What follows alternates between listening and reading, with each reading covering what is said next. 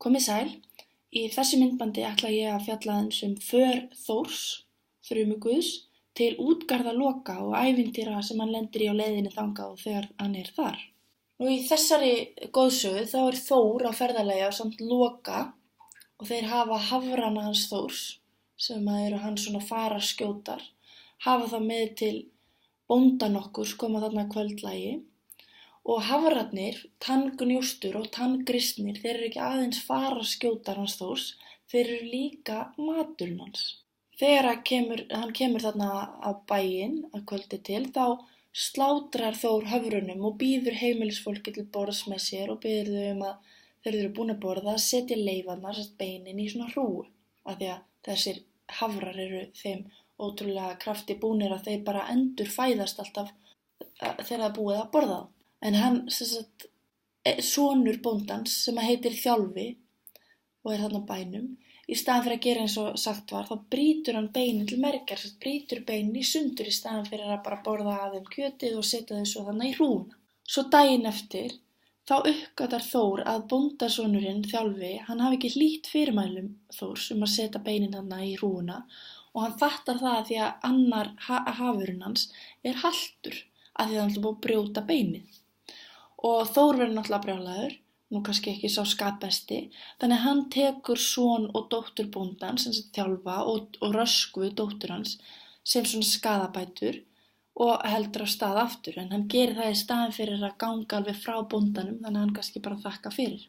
Þarna förunyti Þórs orðið starra, það Loki og svo Þjálfi og Röskva sem hann tók þarna í gíslingu.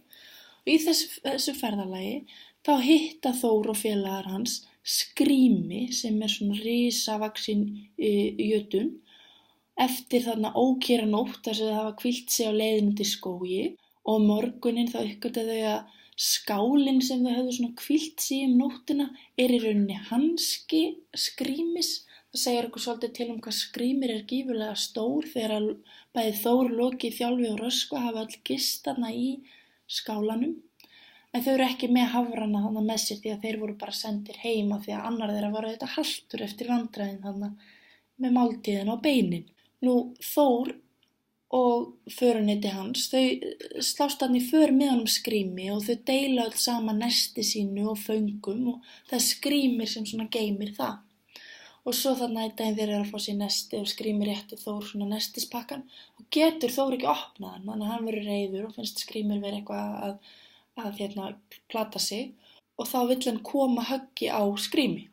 Og Þór hann reynir þrisvar að drepa Skrými með því að lemja hann með hamrinum Mjölni, en það mistekst alltaf. Skrýmir hann virðist ekki finna fyrir hamarsókunum sem mjög sérstakt því að hamarnum Mjölnir alveg súperhamar og geta bara, mölvað allt mögulegt. Og fyrst þegar Þór bankar hann hamrinum í hann þá heldur Skrýmir að það við lauf fallið á höfuðið á honum og næsta heldur hann einhverja ávextir dottið svona á höfuðið á honum eða sprek úr tré sem þau eru þannig að hvílast undir á leiðinni á fersinni.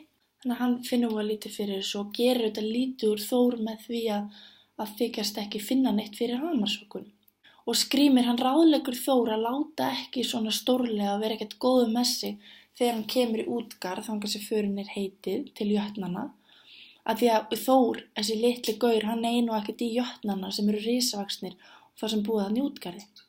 Og svo skiljast leiðir þeirra Þórs og Skrýmis og Þór heldur áfram með sitt förunyti heim til útgarða Loka í höll í útgarði hjá gaur eða jötni sem heitir útgarða Loki. Þetta ekki sami Loki og ekki Loki hérna sem með ásunum. En Skrýmir hann heldur bara sína leið. En það eftir að koma í ljós að Skrýmir hann í rauninni útgarða Loki í dularkerfi og þessi jötun sem býr þarna í útgarði.